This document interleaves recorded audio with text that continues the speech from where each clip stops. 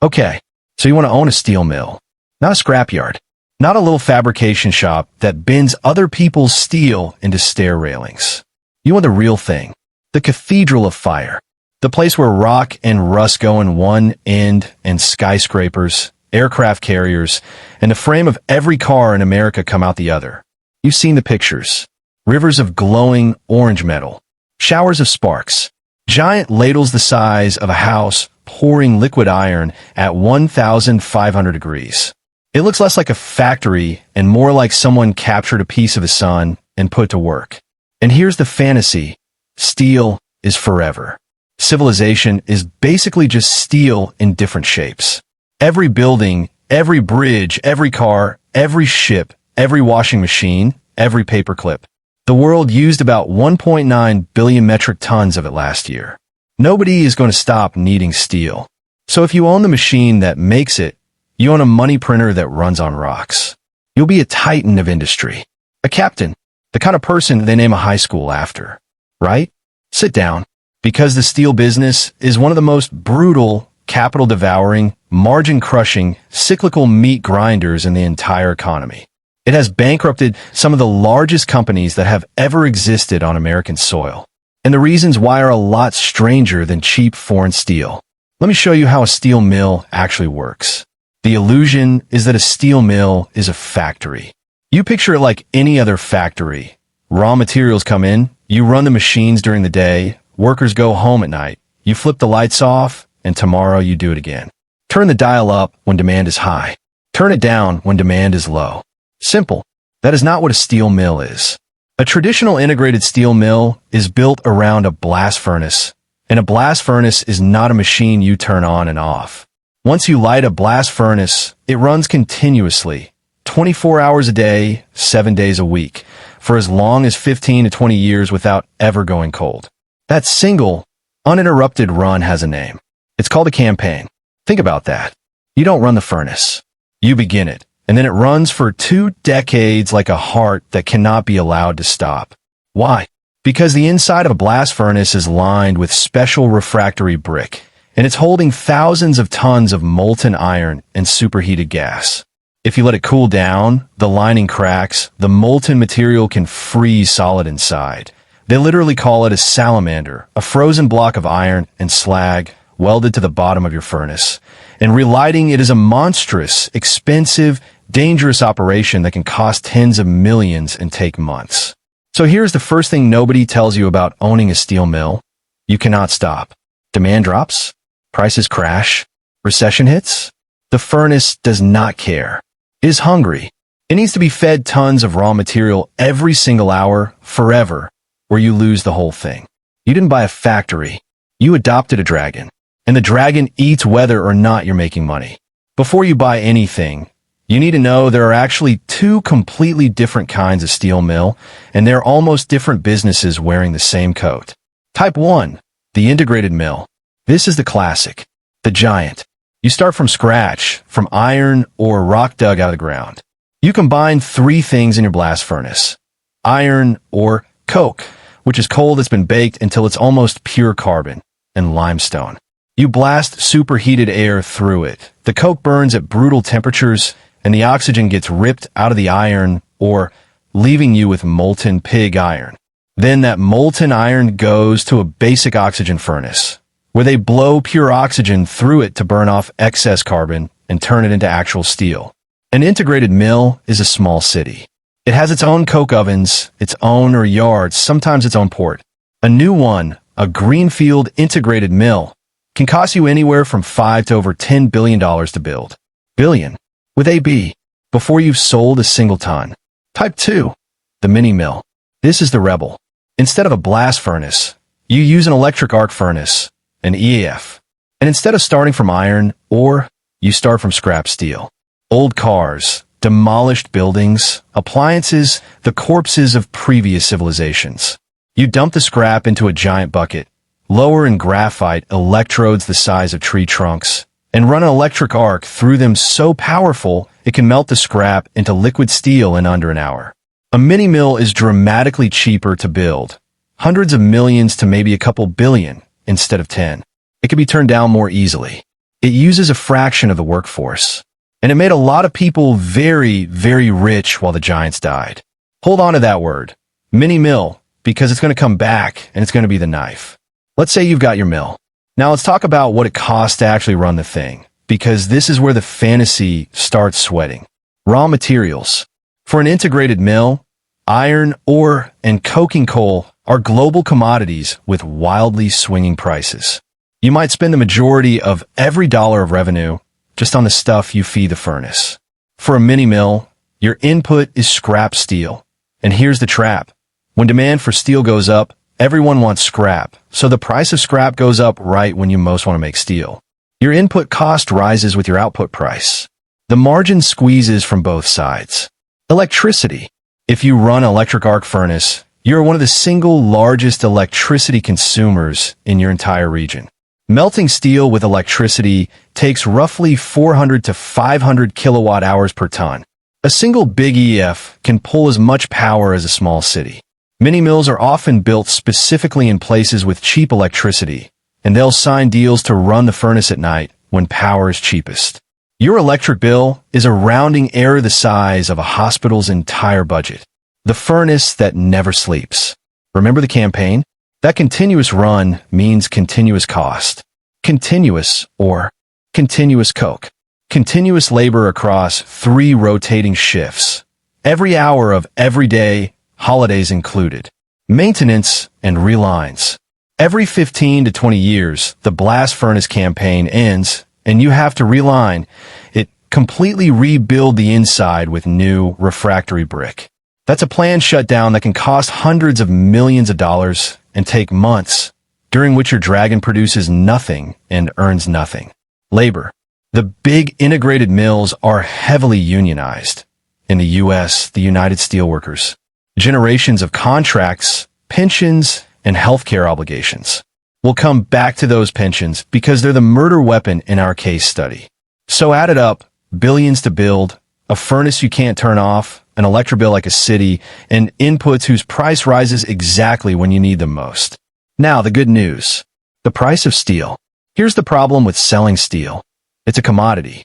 A ton of standard hot-rolled steel coil from your mill is essentially identical to a ton from the mill 3 states over, or the one in China. Nobody walks into a store and asks for your brand of steel. There is no premium for craftsmanship.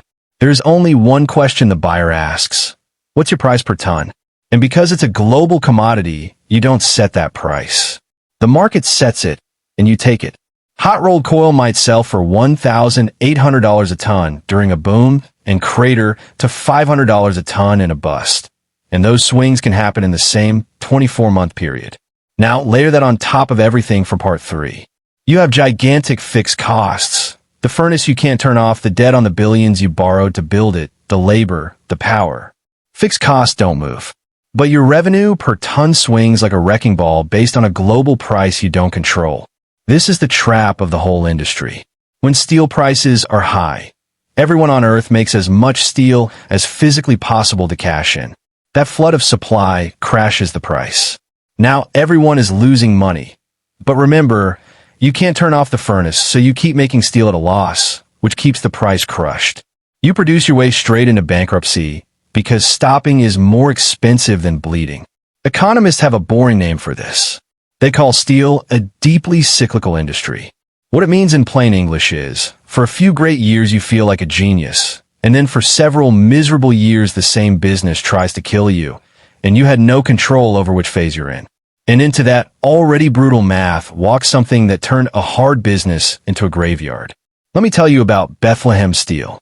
For most of the 20th century, Bethlehem was the second largest steel producer in the United States and one of the most important industrial companies in the history of the country. Its steel built the modern American skyline, the frame of Rockefeller Center, the Golden Gate Bridge, Madison Square Garden, Hoover Dam gates, huge stretches of the U.S. Navy.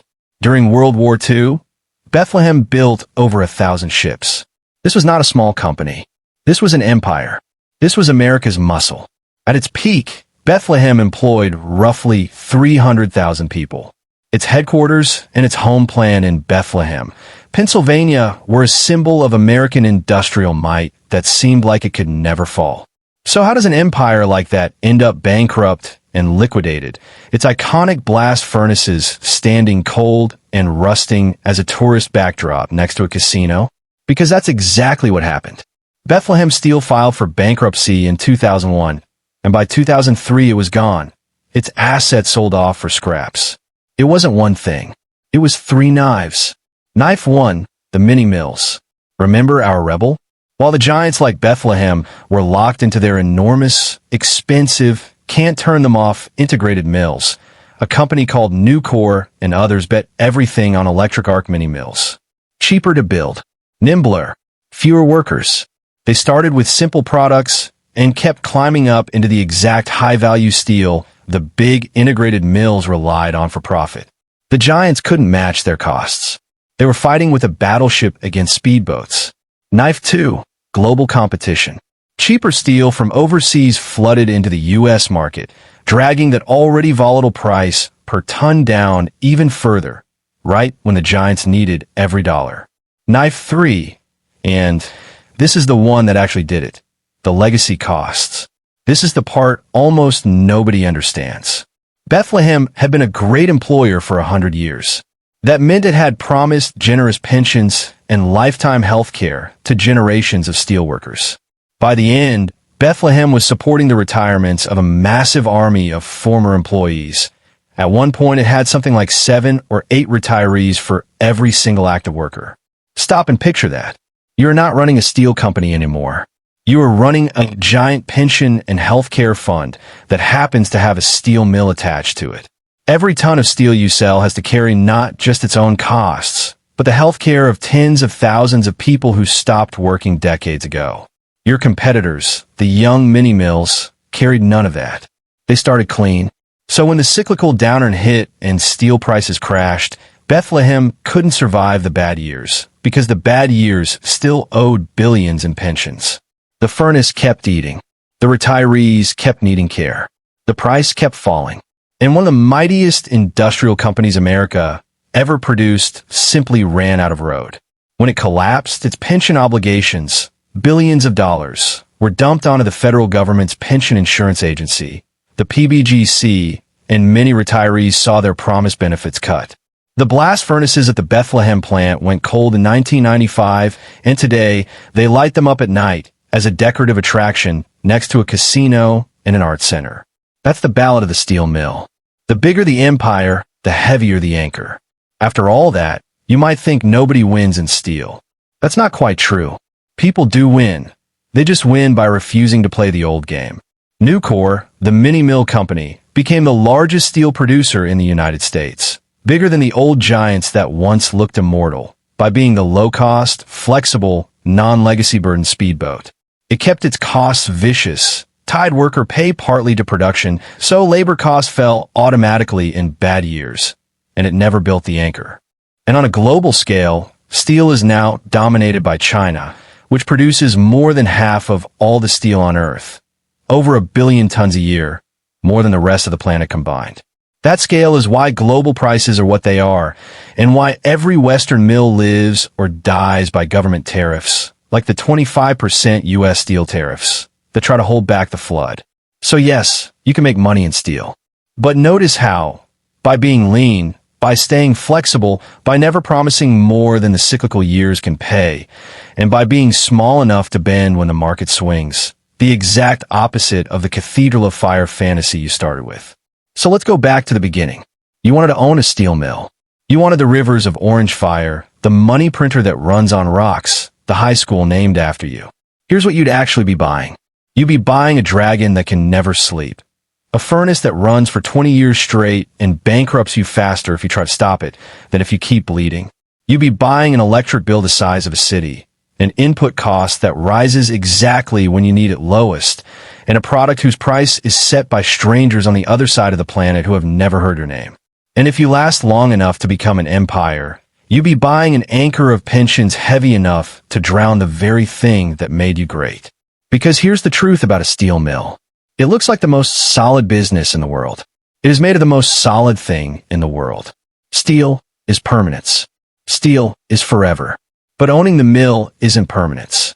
Owning the mill is standing in front of a furnace you're not allowed to turn off, shoveling in rock and money, and praying the price of a ton stays above what it cost you to make it for the next 20 years. Civilization will always need steel. It just doesn't promise that you will survive making it.